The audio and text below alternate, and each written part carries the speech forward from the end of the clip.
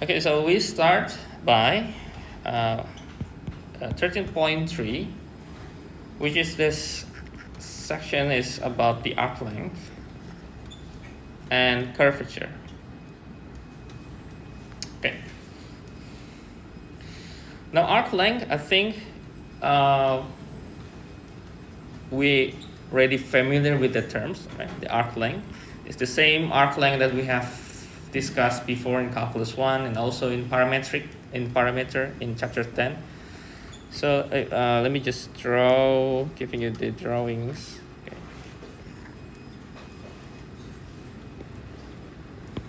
Okay. The arc length in vector functions is actually similar to what we have done.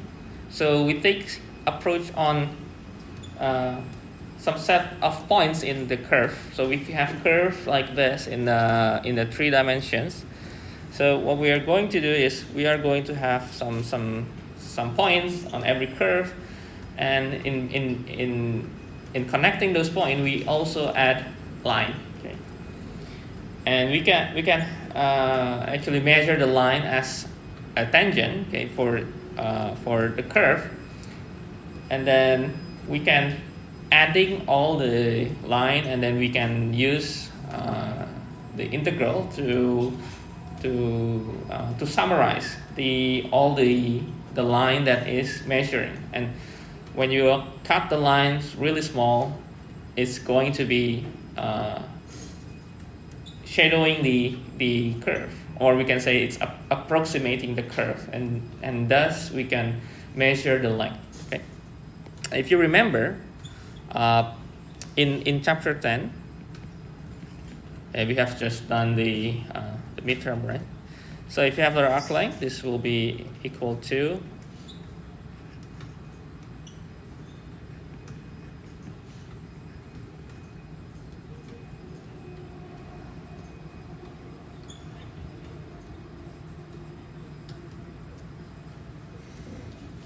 or we can write this in terms of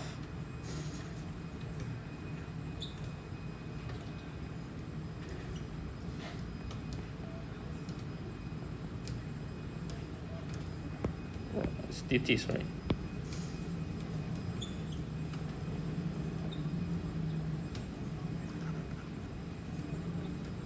Okay.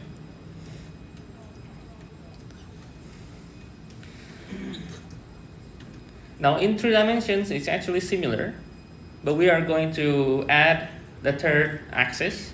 So we are adding the z axis, or h, function h. So we can write down the formulations to be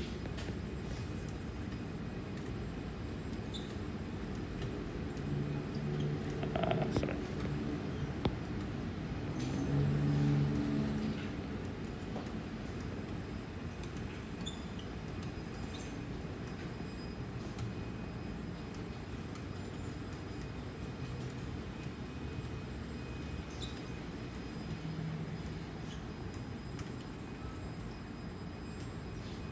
Okay.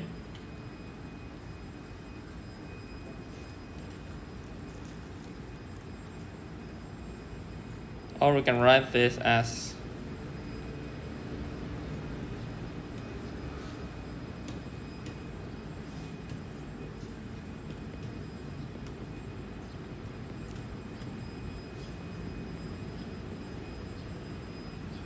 or maybe writing x first to make it more arrangement clear.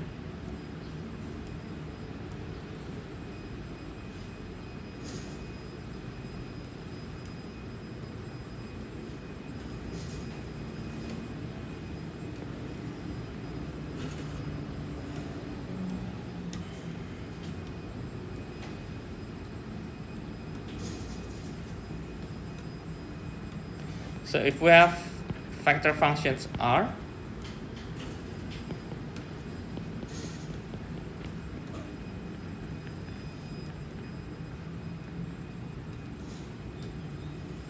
and the t is between a and b, okay, or if you write each parametric with these terms.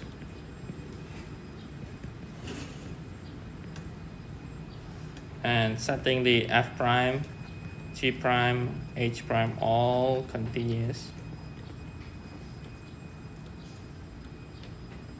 And remember that the curve moves or traverse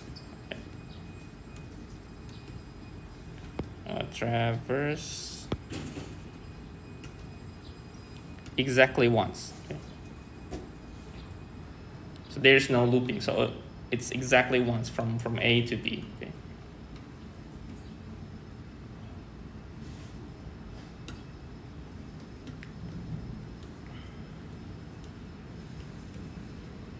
Okay, since this is a vector,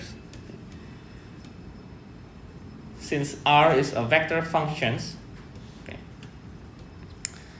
if we want to calculate its magnitude, okay, if we want to calculate its magnitude, we can simply square root and take all the component with squared and then plus all and then square root.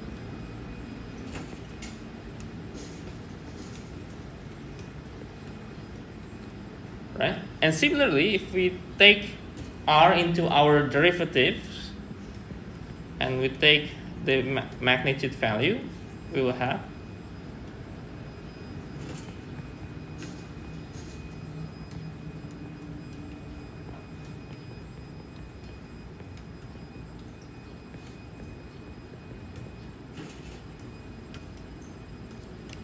okay. So we can take our arc length to be integrations of the magnitude value of R prime t dt.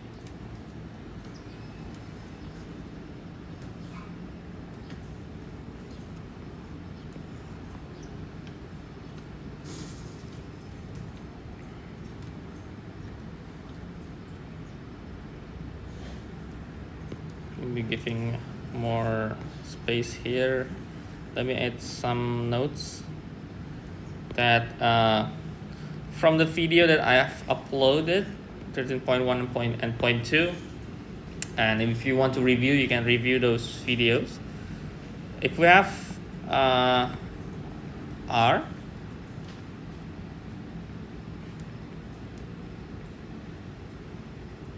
this is the summary of what is vector function and how we can actually modify our vectors or vector functions. So if you want to derive, what we are going to do is we derive each component. Okay, we derive each component. And if you want to integrate, we integrate all components.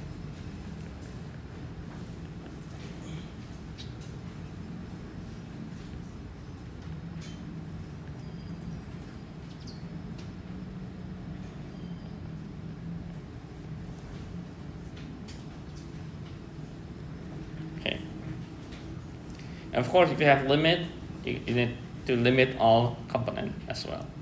So it's actually similar to what we have done in 2 dimensions, but it is with the additional third axis, the z-axis. Okay, that's the implication of the introduction for vector functions. So whenever we have a vector functions, if you want to derive, we derive each component and we write in terms of vectors. That's just the implication. So actually, there is not really a new techniques, okay, within the vector functions. The techniques for calculus itself, it's just similar way what we have done. The difference is the space that we are going to move our object. It will be a different space, different perspective. And another point in chapter 13 for this sections is we are going to introduce to a new terms, the curvature. It's called the curvature.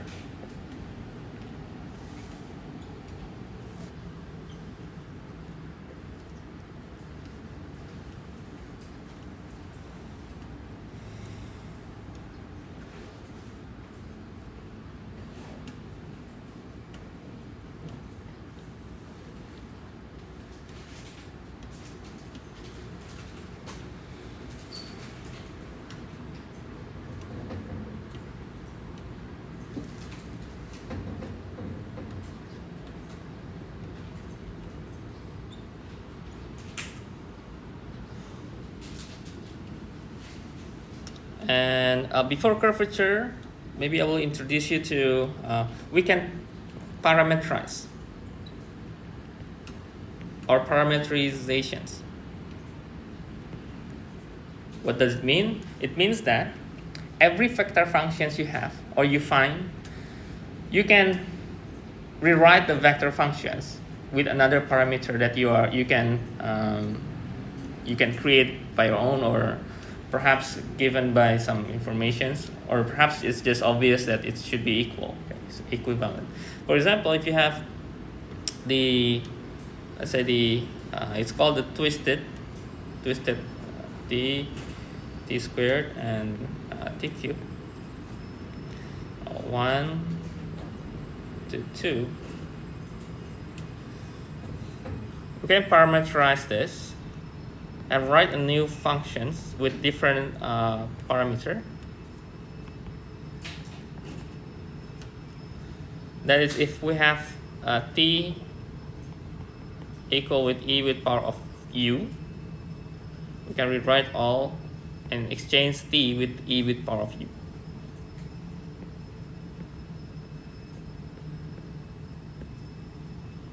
And also change the endpoint. This is similar what we have done in, I think, in the integrations. The substitution technique is similar. It's actually a combination of some chain rules to apply in terms of derivative and integrals. So we can reparameterize some set of vector functions. Okay.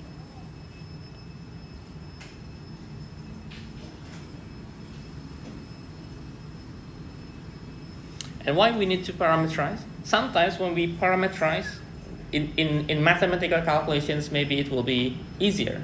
Okay. Sometimes it will help us to calculate better if we maybe parameterize with something that we can maybe easily calculate. Okay. Or maybe easy to be visualized. That's also another thing that can be seen from why we need these parameterizations.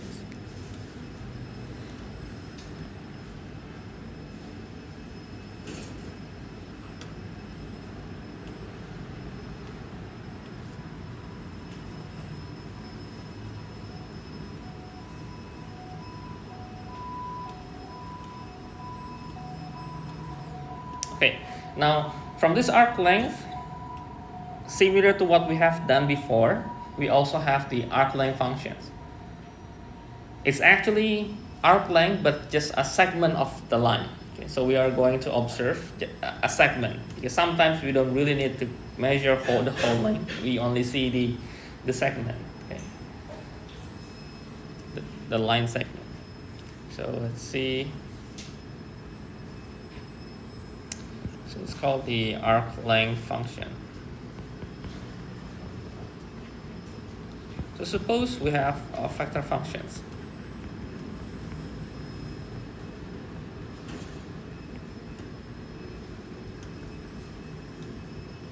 So every time I'm writing r with t, it's for the sections, you should aware of that the r should be the vector functions. Okay, vector function. And let's say the a and b will be the endpoint. Okay. The r prime is continuous, and the curve traverse exactly once as t increase.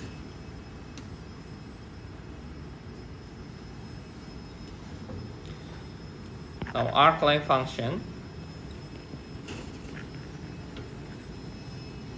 S,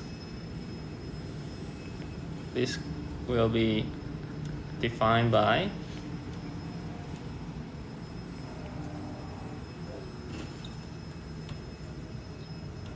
or maybe this is A, because we start from A to B.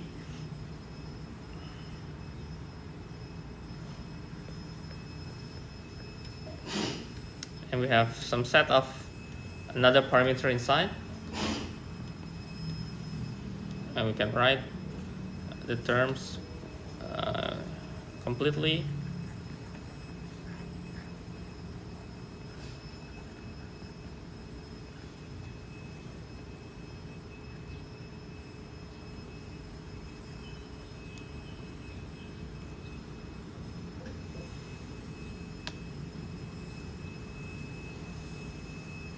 So the s of t is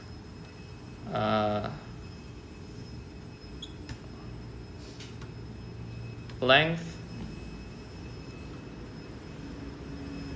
of the curve between RA and RT.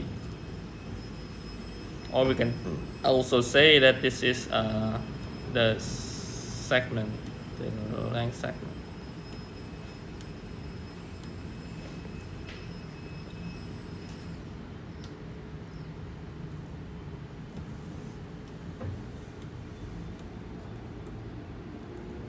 If you want to visualize, you can visualize this.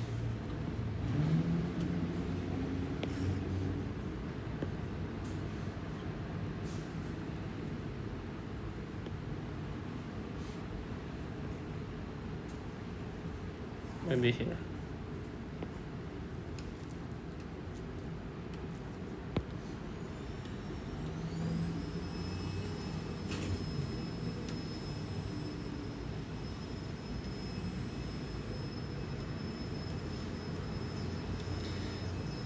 And if we differentiate both sides, the ST and the integrations, let me write right here.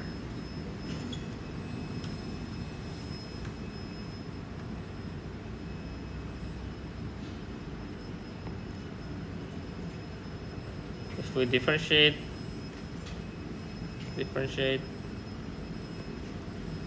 this will be resulting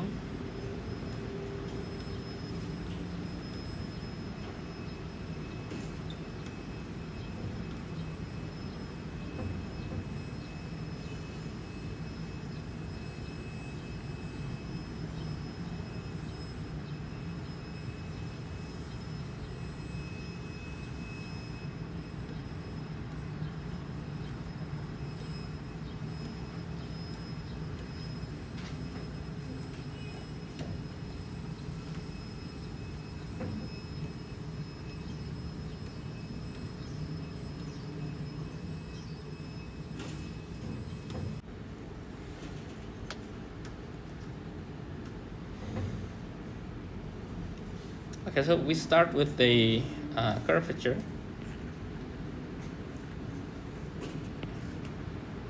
Okay, before we start, let me maybe I will give you two different curves.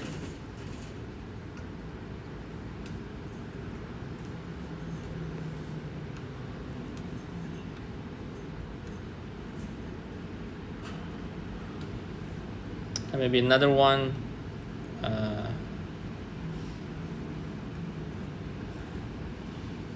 Maybe start with this first, with the right one. If we have the right one, the top one seems to be more rigid, right? More rigid, more rigorous. It has the corner. Okay, it has the corner. Okay, whereas the downside is just no corner. So we can see that the curve is changing. It has some transition, right? Transition. So we have a tangent, positive tangent here, and then 0, and then negative. We see completely changing from positive slope 0 and then negative slope, right? It has all the complete slope for 2 dimension. Now,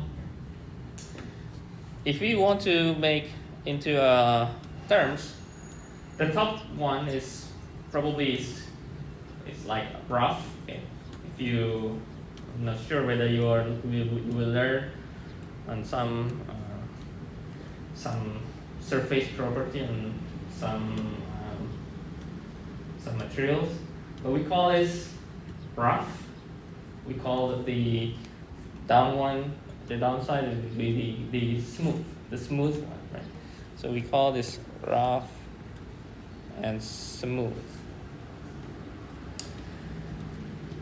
And sometimes when you learn on some surface property, for example, when you put some drop of water, you will learn that the drop of water sometimes is not really being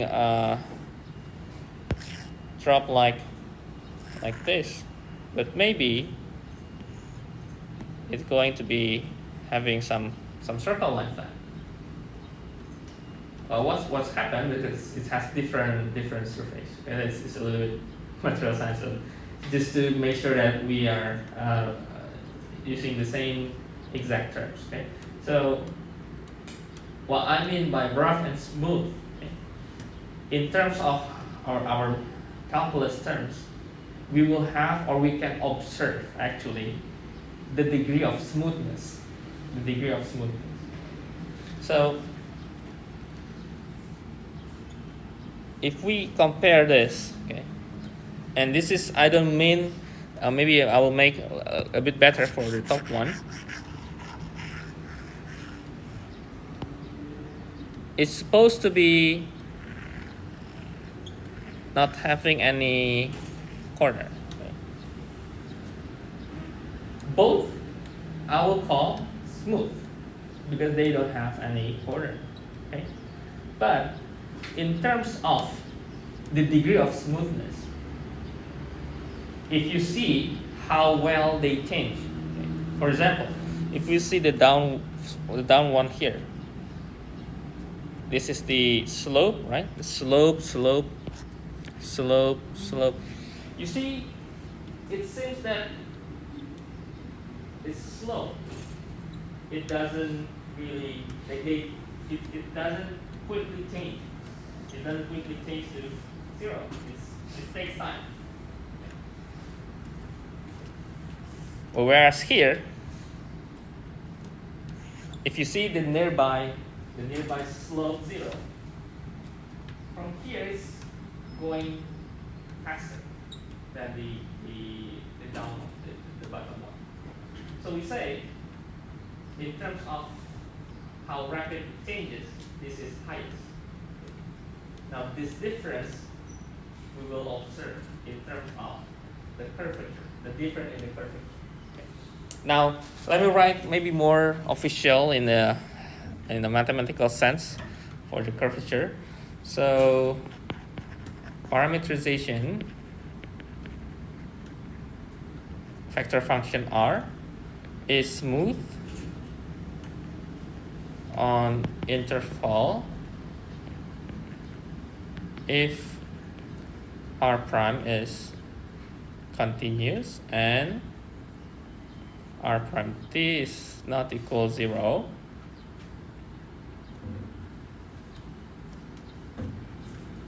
on interval. So curve is smooth if has smooth parameterizations.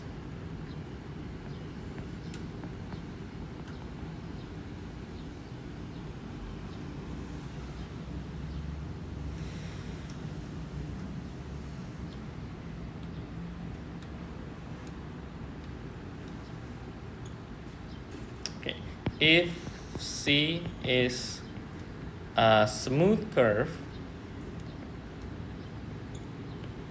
by vector function R, then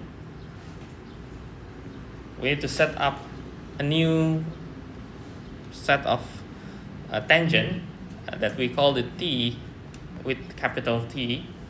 This is the unit tangent vector.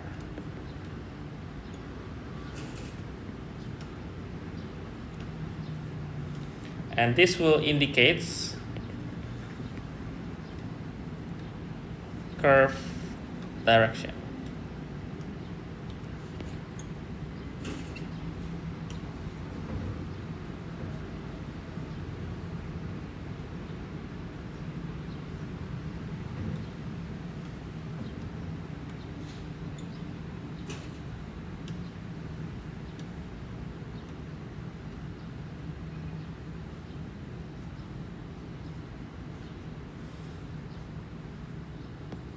So curvature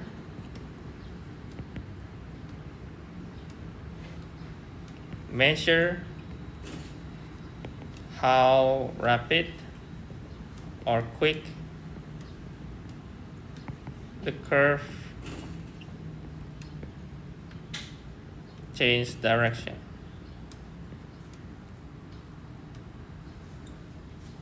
And the t, the capital T, the unit tangent vector, we can write down as is actually the unit vector of the r prime.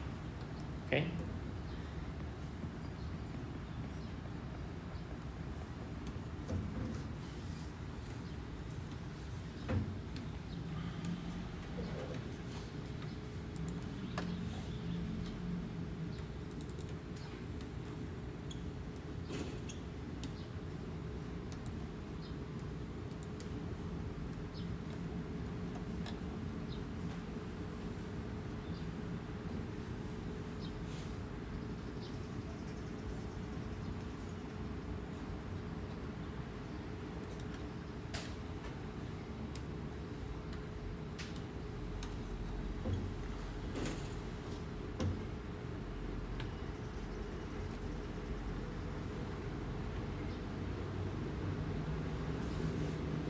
If we want to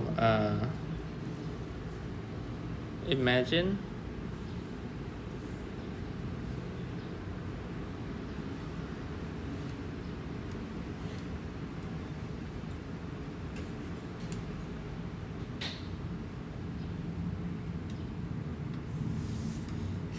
the C as our curve, and the red line is the tangent. Okay. Now the tangent for our case will be defined by the unit vector. The unit vector. I think it's pretty. The analysis is actually pretty similar to Kaplan's one. The tangent is the slope, or the slope is the first derivative. And here it's actually the same, but we are going to make sure that it's measured in some sort of defined structure. Because it's in vector, we are going to use the unit tangent vector as this standard basis for the measurement. Okay. Now from this, then we need to also write down the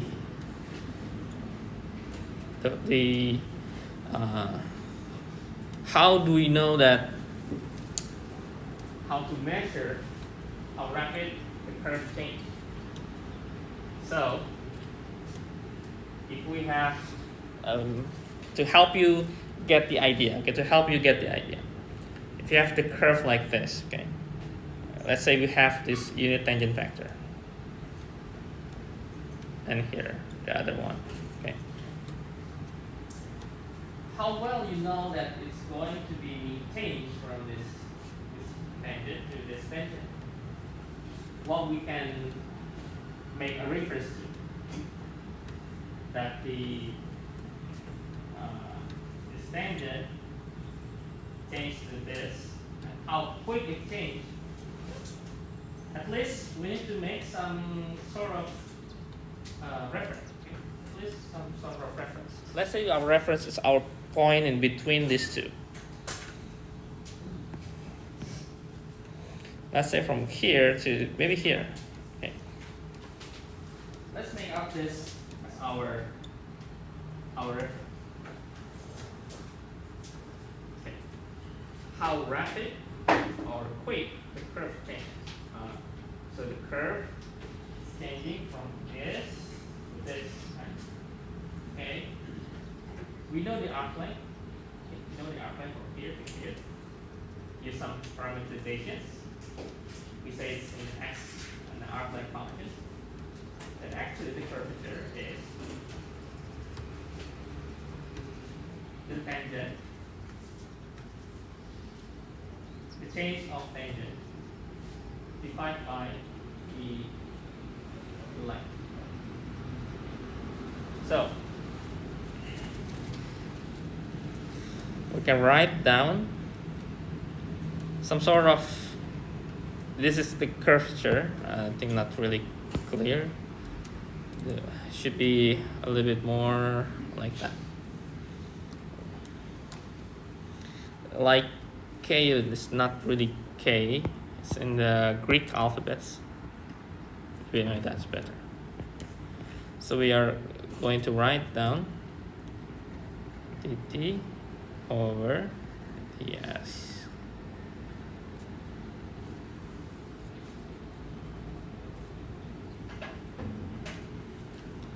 So this will be rate of change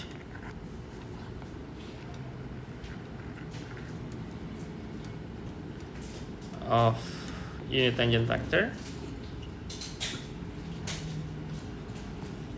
This is the arc length with respect to arc length.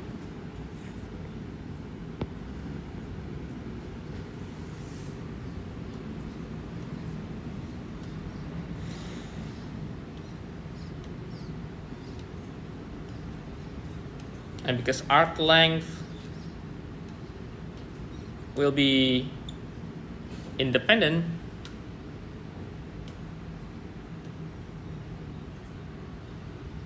so the curvature will be independent of parameterizations.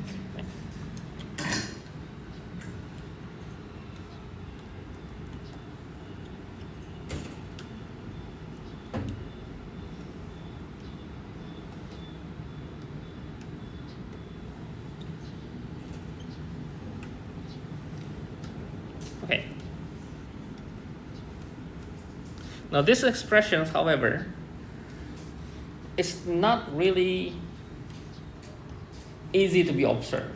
We need to introduce another formulations that we can actually visualize on how the curvature will be or will become. Okay.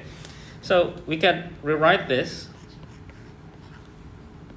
and start by taking the dt over the dt small dt. This means that the rate of change with respect to the parameter t. And we can write down this as in a chain rule that will include the arc length. Okay.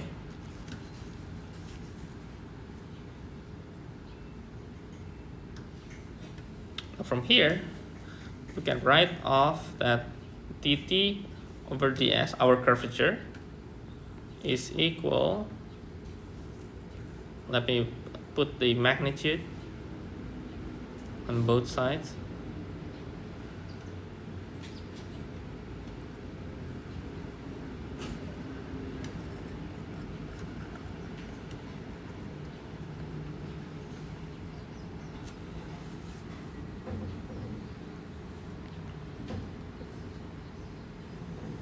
Okay, now the top equations or the top formulation, this will be t prime.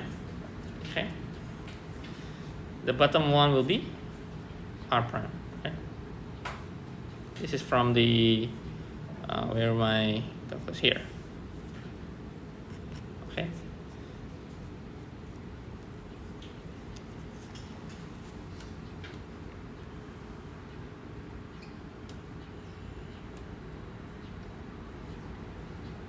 So the curvature, if we are going to sort of writing in terms of functions, we can write as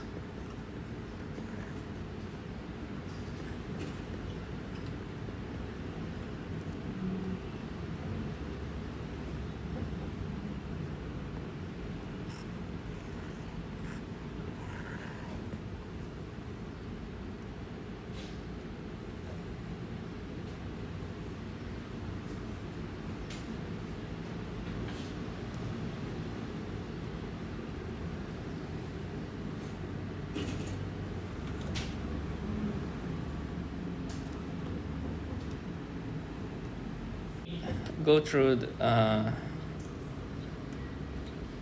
getting you some sort of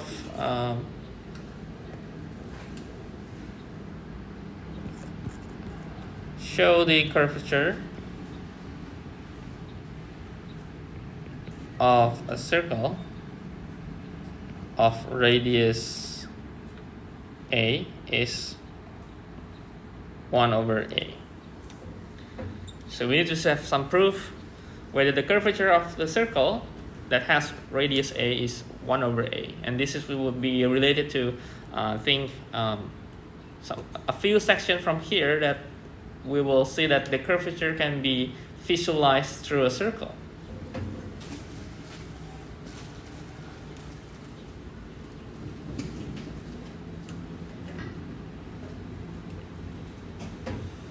So if the circle, okay, we need to imagine the circle. If the circle has origin or centered at origin.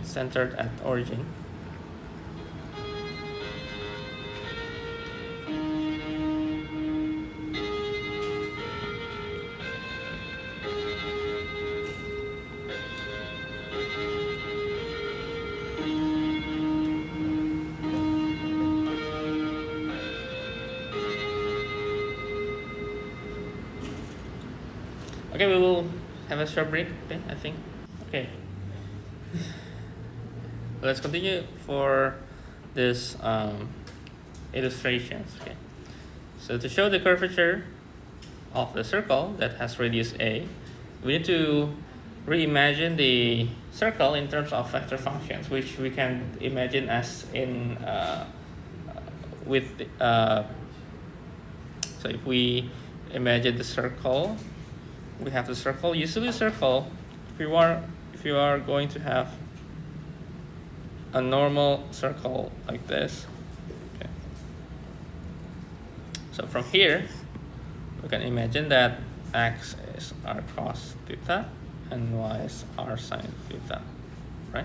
So we can turn the circle equation into a vector. So we have the parameterizations, which is the vector function r. So we have a cosine t for x-axis and a sine t. Oh, sorry, this should be t for y-axis. Okay, so if we derive, this will result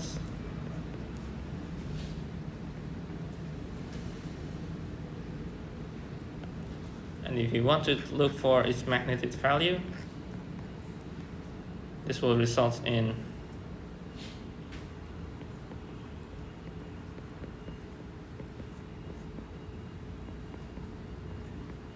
which is a squared, and it's become a, right? So first, to find the curvature, what we need to find is the unit tangent vector. First thing, so r prime defined by its magnitude value.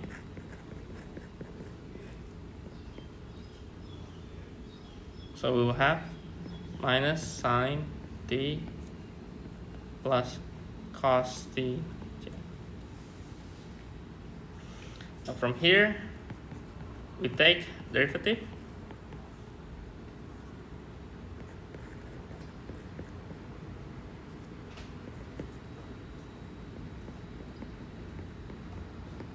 Okay.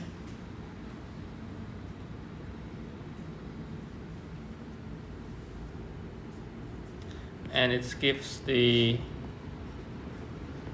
J prime is 1. Okay. Now the curvature will be t prime divided by r prime. So this will be 1 over a.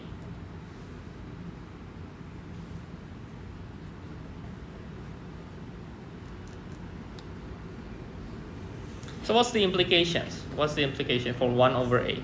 So the curvature 1 over a means that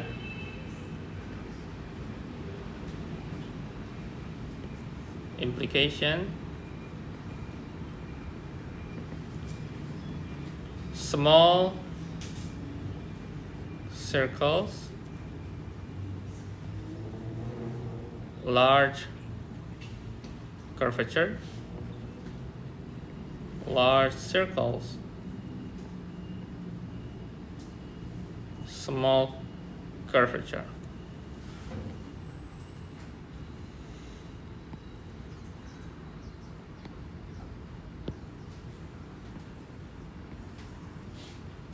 Okay, but I think you can use your own logic, your reasons from the geometric perspective.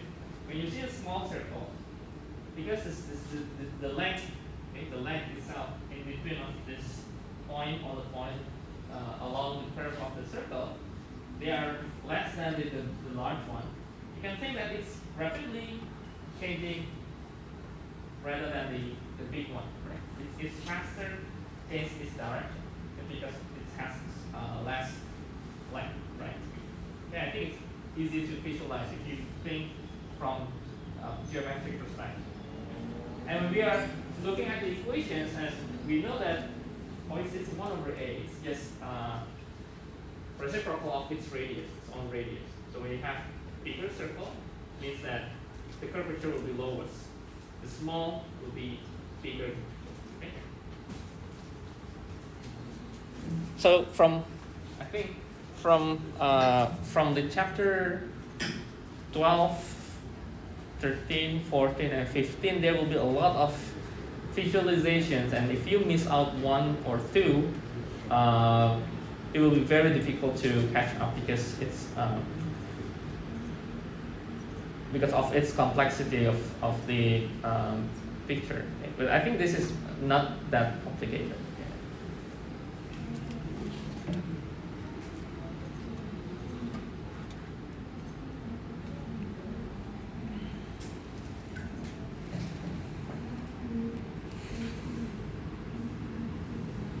Okay.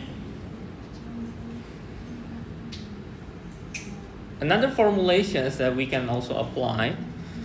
Let me write from the formulations of the tangent factor is equal with this. Okay, let me start with this. And this r prime, the magnitude is ds over dt, right? Okay. So we can rearrange this into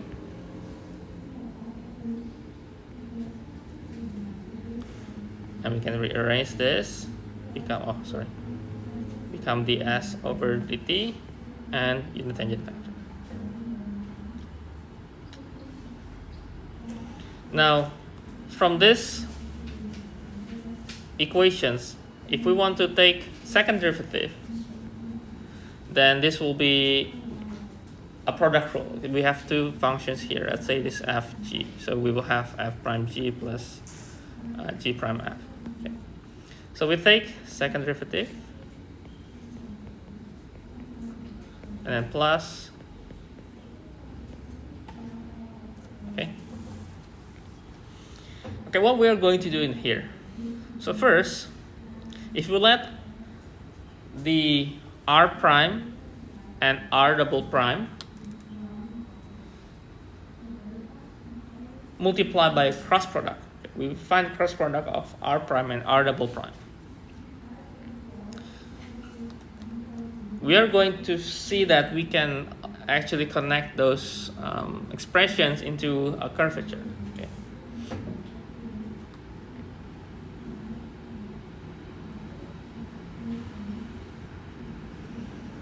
Okay, so r prime cross r double prime.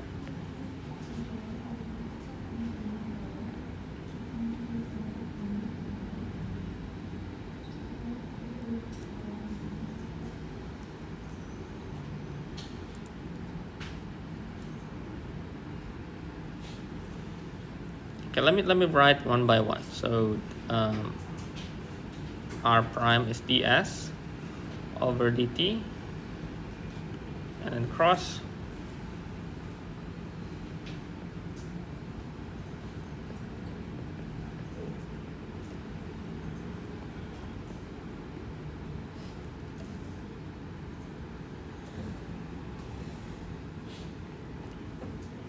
And let's multiply each one.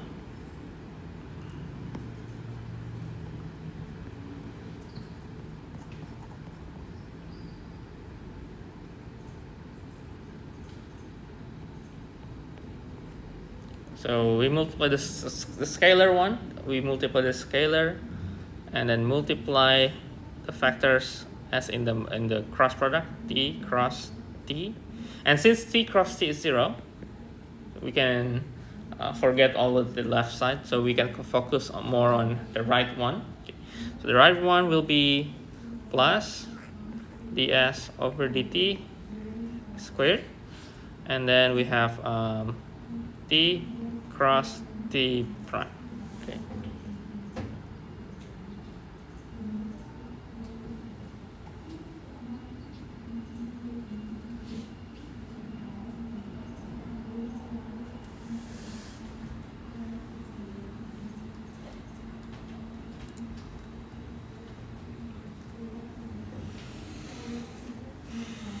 Okay.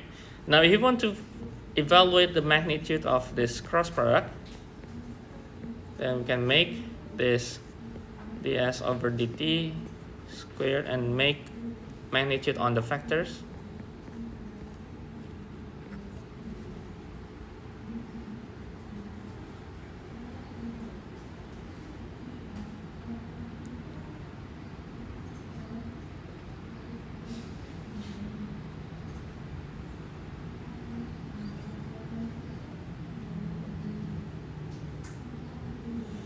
And by definitions, t and t prime are orthogonal, right? And since it's orthogonal, then we have 90-degree in between, right? 90-degree. So in the cross product, we will have sine, right? We have sine 90 if we want to in equations. So we can replace this cross with each of this. This is actually sine 90, right? Or sine pi over 2.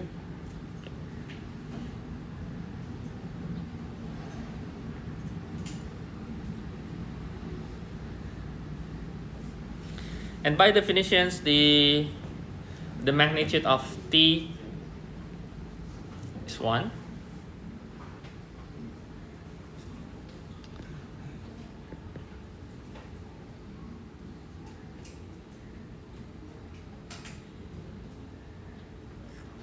Now we have the s.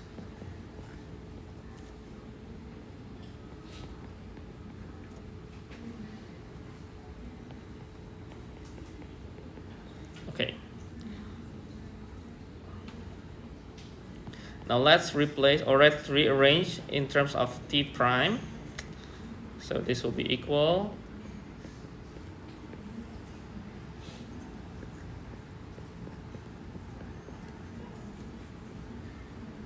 and ds over dt is the magnitude of r prime, right? Magnitude of r prime, this will be r prime. And if we multiply the whole thing, so we multiply with 1 over r prime, this will turns out to be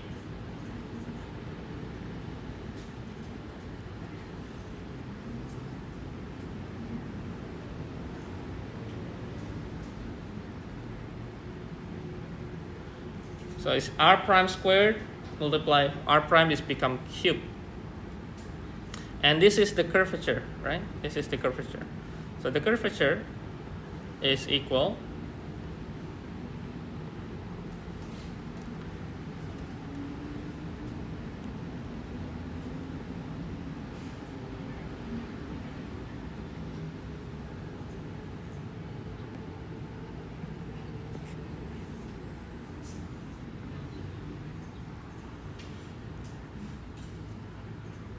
okay. So let's say we have a vector functions of t. This is the twisted cubic at the beginning. So find the curvature at 0, 0, 0.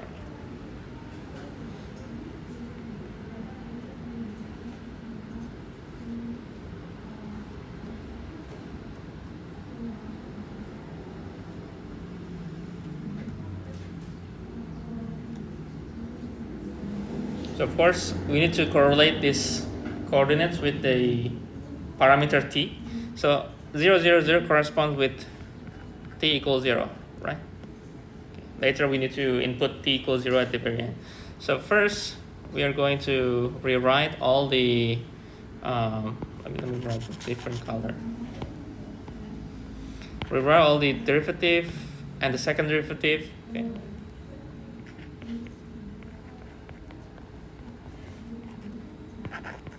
And derive one more time.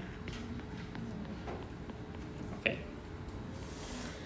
With this equations, and we find how we can cross these two, getting the magnitude and also getting the magnitude of the r prime, we can get the curvature. Okay? It's just from the r prime and r double prime. Okay? So whenever you have vector functions that easily to be derived second time, you can get the second derivative easily. I think that this way is probably faster approach to take the curvature. Okay, so from here we can take the magnitude. It's supposed to be 1 plus 4.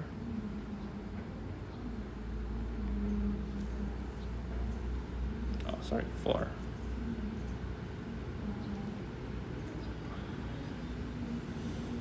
And then from r prime cross the r double prime,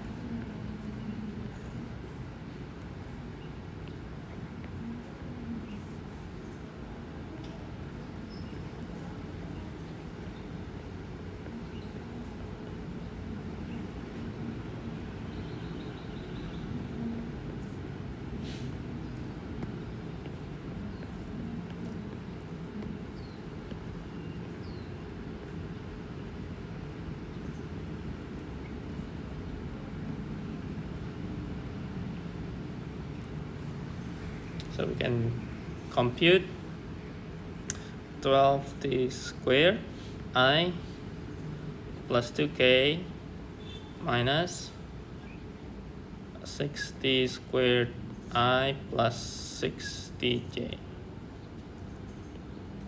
So this will be equal to 6t squared I minus 6tj plus 2k, and take the magnitude of the product.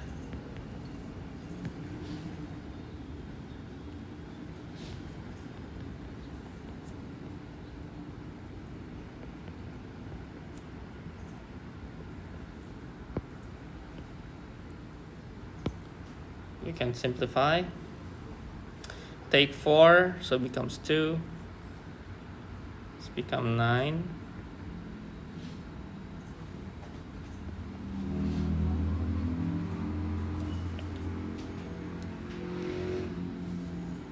And the curvature will be set on the cross product divided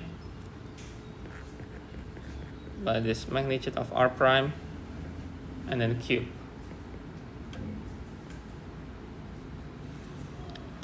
So this will be 2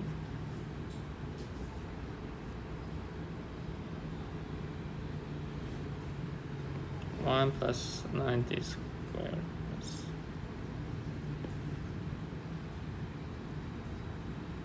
so it will be 1 plus 4t squared plus 9t to the power of 4, 3 over 2.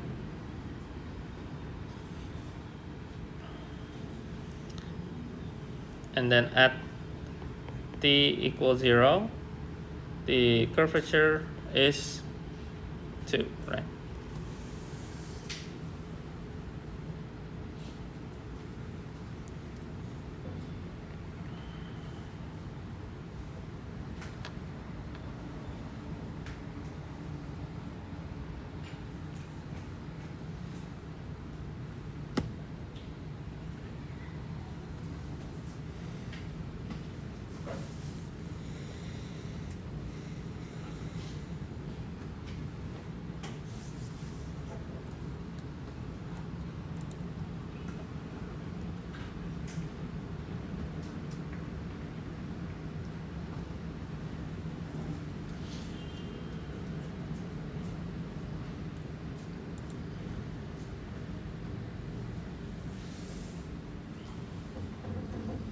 Now, can we use the curvature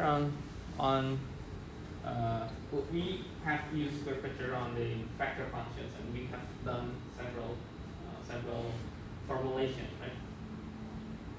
The question is, can we use the curvature in the Cartesian, just a 2 dimensions? Can we use that? Can we use it?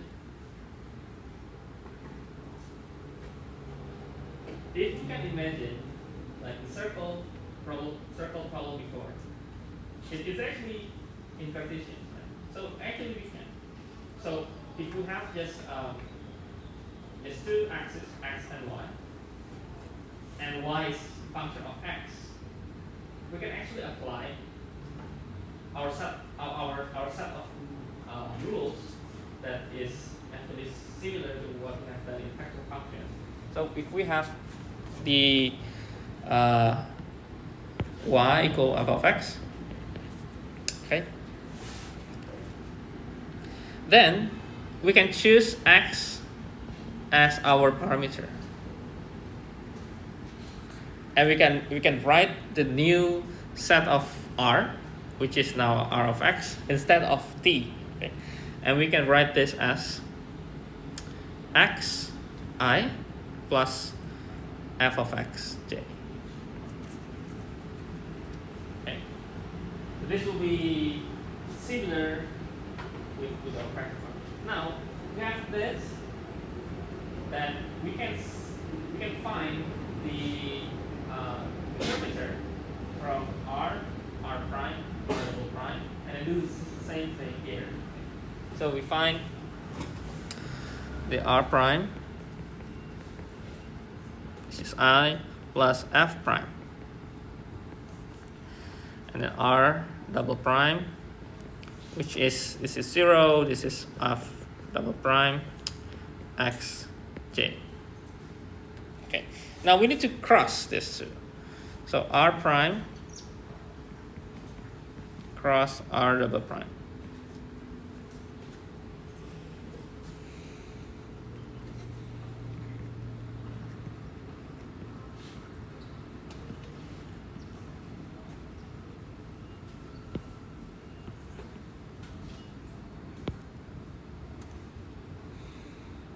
So this is 1 f prime of x, 0, 1 f prime x.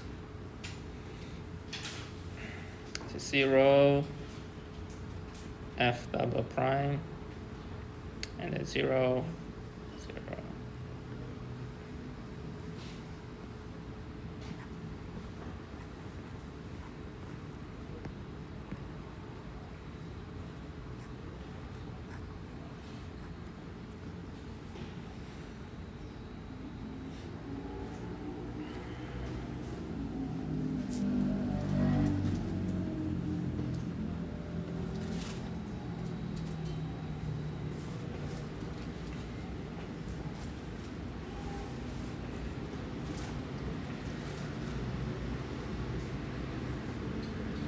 And from this cross, I think we just have this one, right?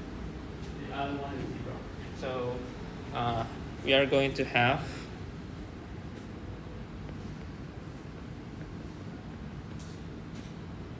that is equal to, okay,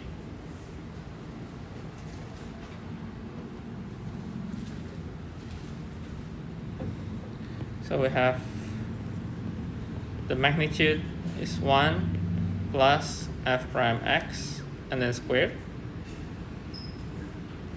Okay, and we can write down the curvature is f double prime x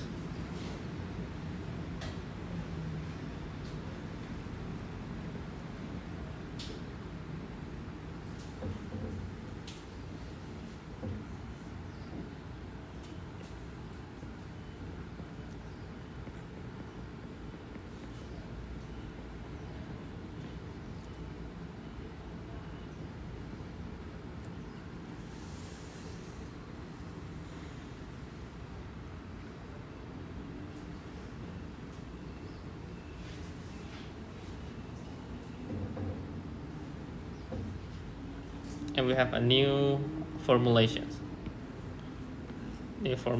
for the curvature.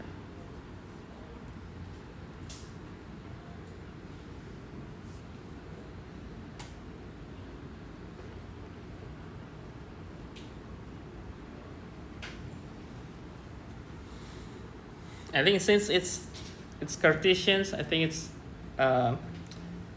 easy to imagine. Okay, we can start with a simple functions, the quadratic functions, y equal x squared. Okay, we can start with this. If we want to apply, then we have y prime is 2x and y double prime is 2. So we can find the curvature directly from here.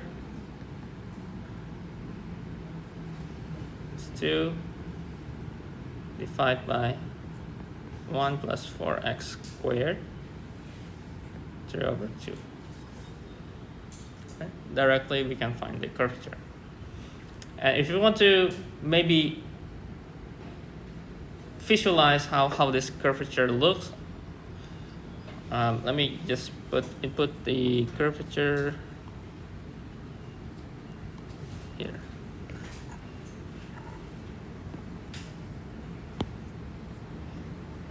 As you may see from this curve, and I think it's also reasonable because it's rapidly changed nearby this zero. This is going to be changing from negative to positive. Then we should be having the highest curvature. As you see, the curvature that we can graph is highest at x equals 0. And we can actually check by our functions here. So we can draw the functions into the red line here. We check 0, okay, I think it's 2. We check maybe 1, and maybe 2, maybe 3. You will see that it's going to have decreasing value. When you increase, maybe using limit, it's going to have approaching this line 0.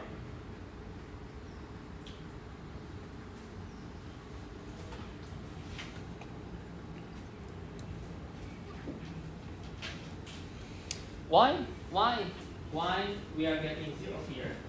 Because if we zoom out the curve, it appears that this side is getting a stripe that's straight. Right? This is like a line here. So it appears that there's no change on that side. So not really changing in that direction means that the curvature is getting 0, or as limit approach to 0.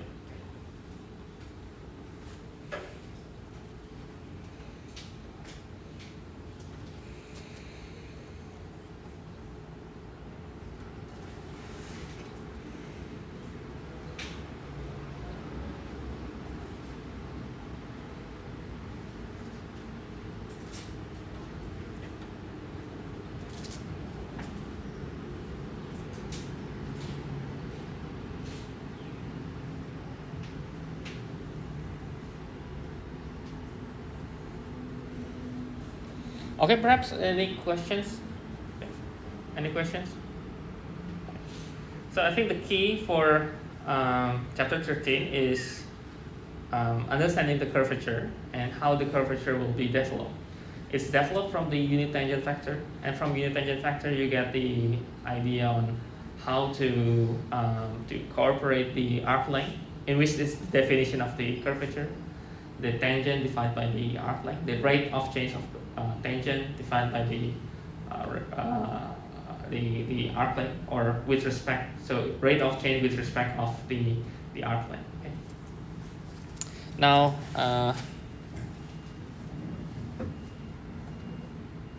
we will move to another sections. Okay, it's almost, I think it's the last sections, I think. So the chapter 13.3 is having at least 2 sections, the arc length and curvature, and the second one is more about the normal factors, normal plane, okay, and the torsions. So this will be about the normal and binormal factors.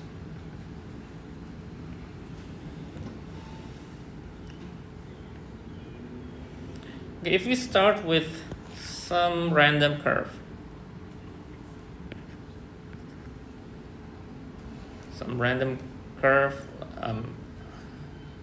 having a factor r. If we pinpoint along the curve, let's say this point, and if we imagine that the tangents here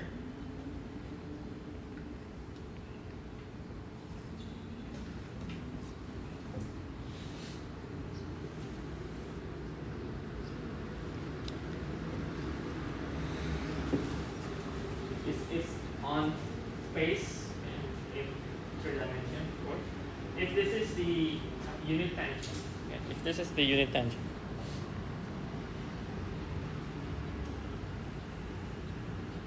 I believe you should be aware of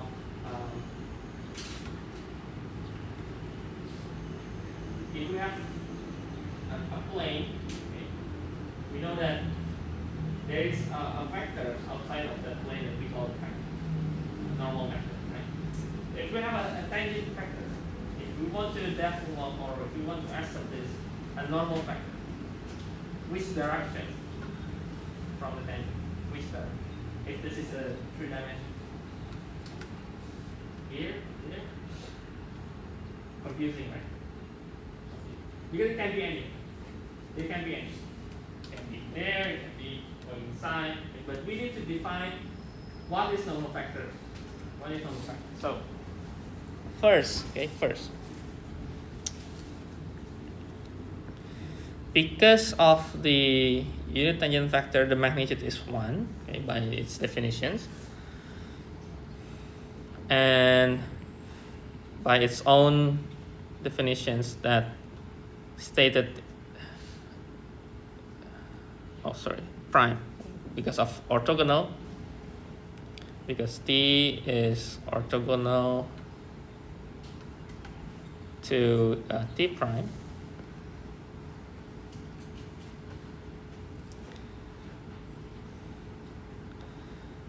at any point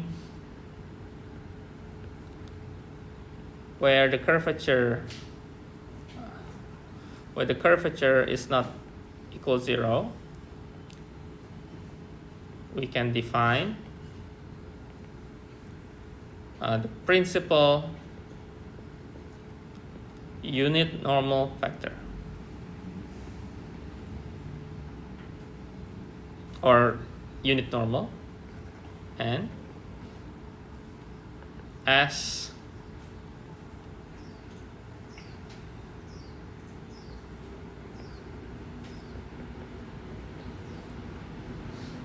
this is because it's always having an orthogonality. So normal factors is so why it's called normal? Because it's having an orthogonality with the reference. Our reference now is our tangent, so it should be having t prime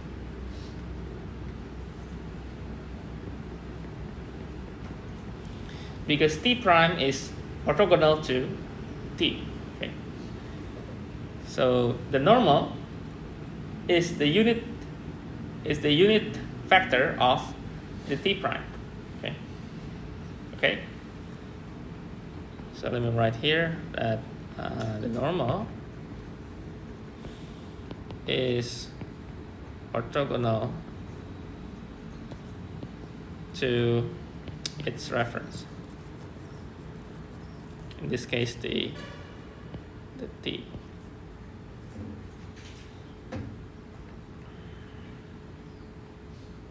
Okay, first, we set up definitions of the normal.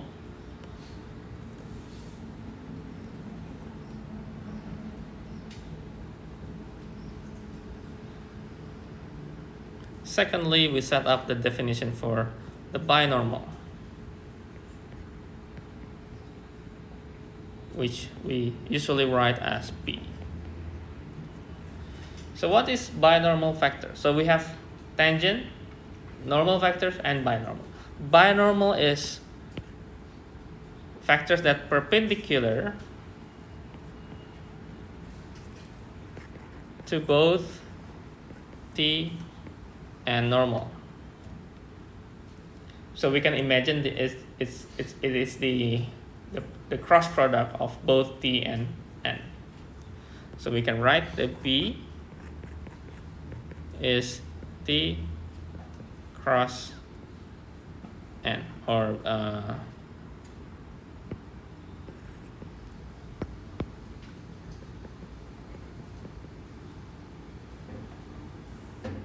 and then we can, if we want to draw in terms of these three vectors, we can draw more like this.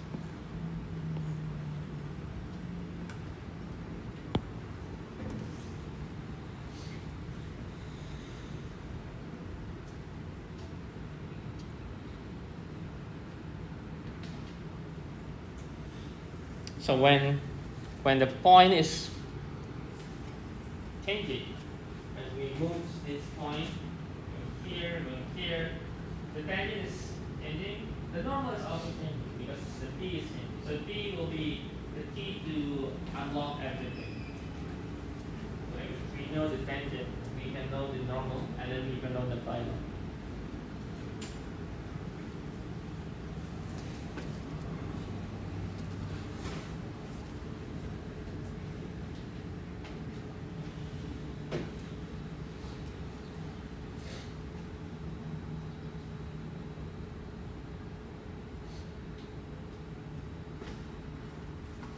And I think, not sure what course you will get these terms, T and B. We call this also T and B frame when we visualize some movement and kinematics or thinking. Maybe for some mechanical engineering courses, you will likely to see this graph. Okay, I think I will just finish up until here, okay, up until this binormal. I would like to getting feedbacks for chapter 12, so we will have some sort of small games, okay, like usual.